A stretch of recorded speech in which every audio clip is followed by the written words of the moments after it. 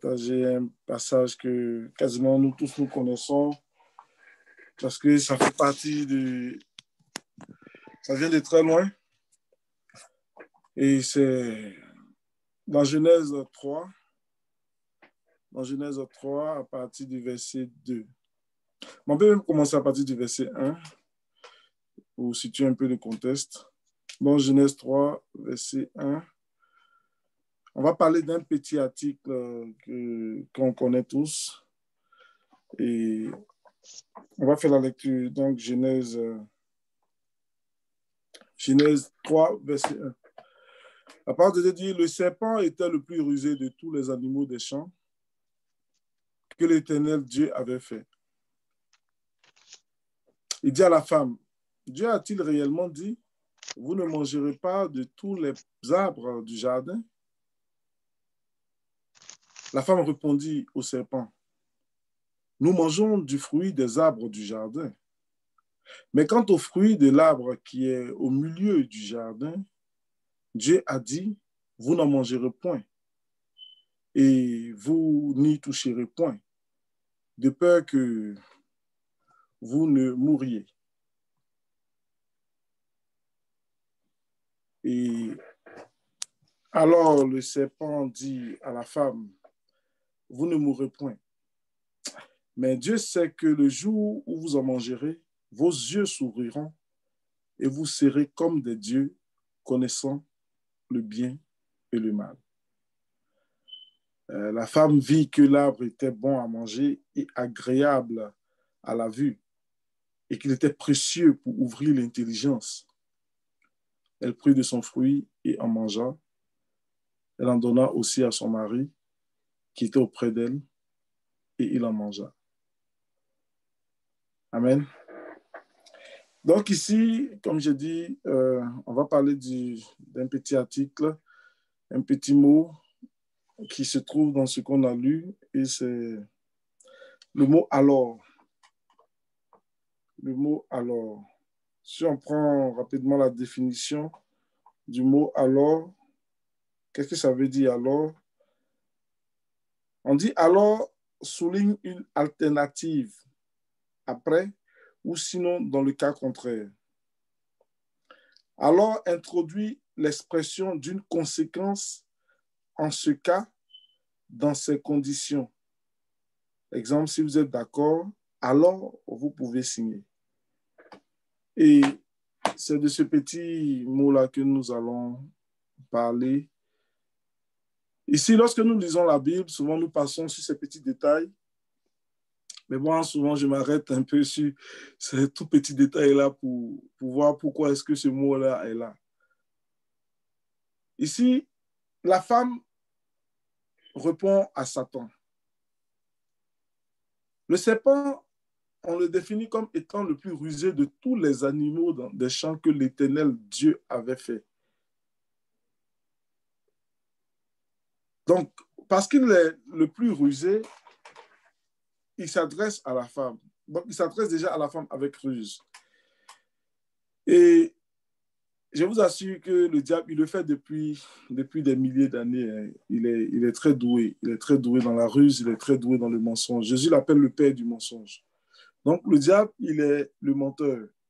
Il est le menteur. Mais il arrive d'un moment où le diable n'a pas besoin de mentir. Il n'a qu'à dire la vérité. Il arrive d'un moment où le diable n'a pas besoin de mentir. Et ces moments-là, souvent, c'est nous qui lui donnons cette possibilité. On lui donne cette attitude, on lui donne cette action, on lui donne cette possibilité. Quand nous lisons le récit que nous venons de lire, il parle à la femme. Il lui pose la question d'abord, Dieu a-t-il réellement dit? Quand on parle de Dieu a-t-il réellement dit, il met le point sur est-ce que tu es sûr? Est-ce que tu es sûr? Beaucoup sont chrétiens, mais ils ne sont pas sûrs de beaucoup de choses. Ils ne sont pas sûrs de celui-même à qui ils s'adressent. Ils ne sont pas sûrs de Dieu. Ils ne sont pas sûrs qu'il peut les aider. Ils ne sont pas sûrs de il y a tellement de choses qui entrent qui font qu'ils doutent que, ça devient facile pour le diable souvent. Mais ici, qu'est-ce qu'il est en train de faire? Il est en train de créer en la dame, en Ève, le doute. A-t-il réellement dit? Ça te ramène à te souvenir de ce que Dieu a dit. Ça te ramène à te souvenir de ce que Dieu a dit. Parce qu'il ne parle pas de est-ce que Dieu a dit. Il dit est-ce que Dieu l'a réellement dit? Est-ce que ce n'est pas quelque chose qu'on t'a raconté? Est-ce que ce n'est pas quelque chose que les Blancs ont écrit pour tromper les Noirs, comme un collègue me disait? Mais si sinon, toi, ce n'est pas la peine. Tu crois à la Bible? Parce que c'est un livre que les Blancs ont écrit pour tromper les Noirs. J'ai dit, ah bon? Je ne savais pas, tu me donnes l'information. Il dit, oui.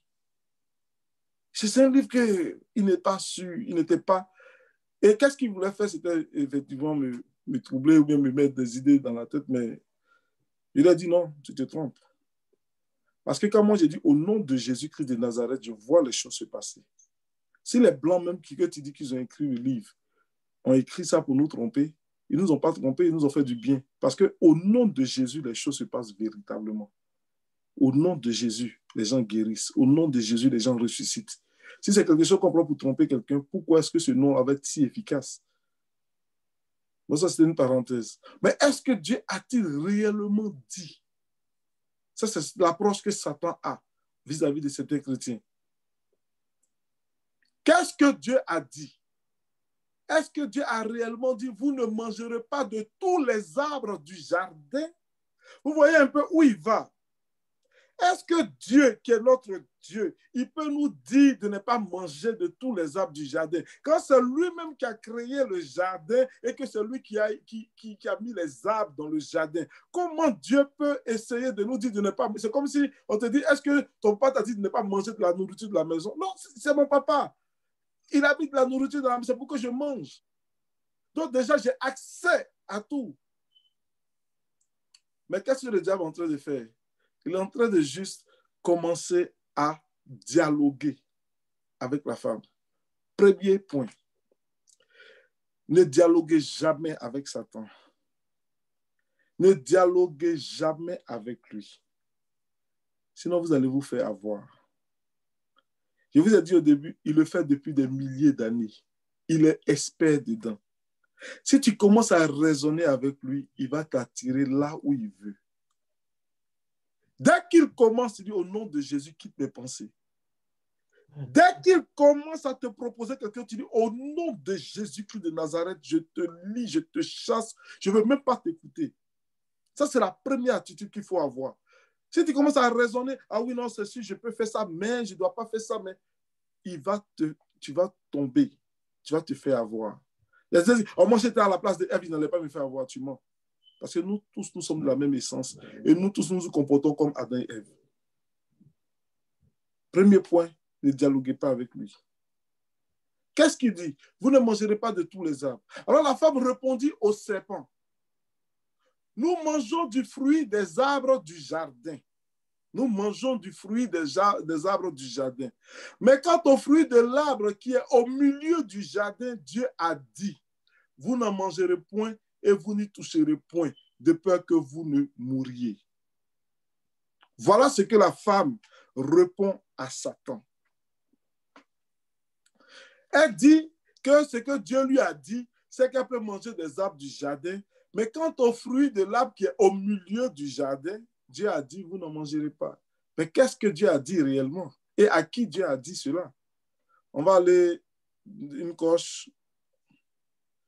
Genèse 2. On va aller juste au verset 15. On dit, l'Éternel, Dieu prit l'homme et le plaça dans le jardin d'Éden pour le cultiver et pour le garder. Vous voyez un peu, d'abord la première mission. Dieu a pris l'homme, il l'a placé dans le jardin d'Éden pour le cultiver et pour le garder. L'Éternel Dieu donna cet ordre à l'homme. On précise bien. L'Éternel Dieu donna cet ordre à l'homme. Tu pourras manger de tous les arbres du jardin, mais tu ne mangeras pas de l'arbre de la connaissance du bien et du mal. Car le jour où tu en mangeras, tu mourras. Ça, c'est ce que Dieu a dit. Quand on voit ce que Ève est en train de dire, quelles sont les erreurs que Ève d'abord commet? L'une des premières erreurs, c'est que elle dit, quant au fruit de l'arbre qui est au milieu du jardin, qu'est-ce que Dieu a dit? L'Éternel donna, tu mangeras de tous les arbres du jardin. Dieu ne parle pas du fruit. Mais tu ne mangeras pas de l'arbre de la connaissance du bien et du mal. Car le jour où tu en mangeras, tu mourras. Donc, Dieu ne parle pas d'un fruit. Les gens parlent de fruits, on parle de pommes, on dit, ah, Paul a pris la pomme, ça veut dire que c'est Adam, Ève, comme ça. Non. Dieu ne parle pas d'un fruit. Dieu parle de l'arbre. Ça veut dire quoi? Et souvent, quand j'explique aux gens, je leur dis, ça veut dire que si Adam ou Ève avaient mangé même l'écorce de cet arbre-là, ils auraient péché contre Dieu. Parce que Dieu a dit, tu pourras manger de tous les arbres du jardin, mais tu ne mangeras pas de l'arbre de la connaissance du bien et du mal. Donc Dieu ne parle pas de fruits. Ensuite, qu'est-ce que Ève dit? Ève dit,